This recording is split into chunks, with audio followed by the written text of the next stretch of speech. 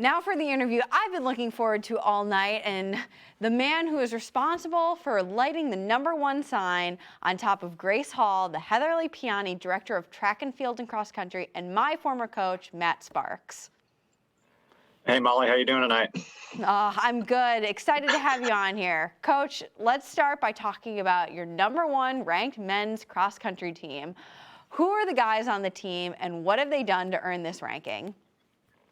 Yeah, it all starts with the young man you had on there earlier this evening, Jared Nagus. He makes the team roll, as you could probably guess, and his leadership through the last 2 or 3 years has really held the guys to where they are. But the inspiration behind Jared and this entire push that the men have had with cross country over the last 3 or 4 years is been Sean Carlson. He directs our men's distance program, and the chemistry he's built with those guys is the real key to success of taking these guys where they are this fall. Mm-hmm. Well, the cross country season looks a little bit different this year. Will both the men and the women have a chance to compete for a national championship?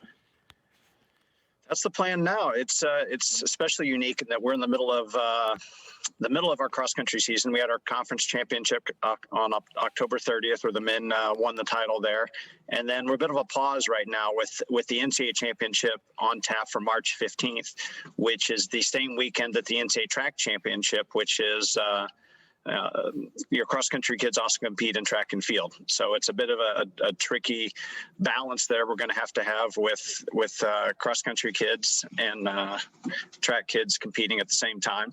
But we feel confident with the fitness that we've been able to gain over the 6 months that we didn't compete. And I think that's allowed us to get a little bit of leg up on where we were a year ago at this time.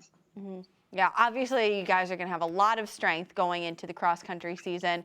And then onto the track and field season. What does that look like, especially with a slightly varied indoor and outdoor season? And specifically, what members of the team are you going to count on most? Yeah, transitioning a little bit to the women's team talk here. We were going into the NCAA Indoor Championships a year ago in the middle of March, and literally 24 hours before the meet started, the championship was called off, and it was frustrating for especially Rachel Tankos. She was the NCAA leader in the weight throw going into the meet, and that would have been her first opportunity for a national championship. Jared Nagus was favored in 2 events, but especially feel for Rachel, who was a senior at the time or junior at the time, and kind of missed out on that chance. But she has now 2 years of eligibility left, with outdoor track coming up, and then this is what's called a waiver year for indoor track and field, where she can compete, and anybody can compete this fall or this winter in indoor track and field, and retain that year of eligibility, similar to what all our fall sport athletes had, and come back and compete as a 5th year is what she'll have next year, and lead the way for the women's team, not only at the national level, but she's a 2-time conference champion. And but like I said earlier, it's going to be a big balancing act with our cross country runners, which is the strength of our program, and running some of them throughout the indoor track season, while really having a big emphasis on that weekend at the middle of March, where there's the NCAA championship and the cross country championship. Cross country is in Stillwater, Oklahoma. Indoor track is in Fayetteville, Arkansas, which is I guess maybe a 3 or 4 hour drive. So if we want to get aggressive, we could do a double that weekend. That would wear some guys out, be a little tougher on them, but it's doable. Mm-hmm. Well, and despite the challenges, you've been able to see such success in the program, and specifically with Jared, who we spoke to earlier in the program. What does it take for someone like Jared to become a national champion, and what qualities does he have that you see exemplified in a champion? It's ironic that Molly Seidel, 4-time national champion, is asking me that question right now. So I turn and look at you and think about you and what that was with you. And both of you and Yard both have intangibles that coaches we can't instill in somebody. There's something that just burns deep inside Molly Seidel and Yard Nagus that make coaches look like we really know what we're doing.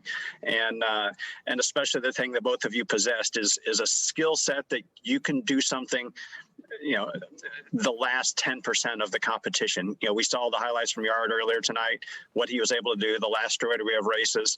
It's what you did when you put the field away at the cross country national championship, the last 400 meters to win that, the last mile, the 10K that you won, that rare athletes have. We watch Ian Book in football this year find a way to get the win, and that's what's so unique about sport, is finding those intangibles that those elite athletes seem to possess. And as coaches, we get a lot of credit for that, but at the end of the day, it's you as athletes that find a way to come out of the blue and get second at the Olympic trials in your first marathon, that makes sports so fun, to find that that special skill set that we don't necessarily see it in recruiting, but you make us look like geniuses when you come out and do it when it matters most.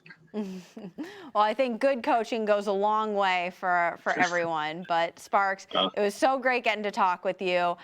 We'll be back with more great stories following the break. Stick around.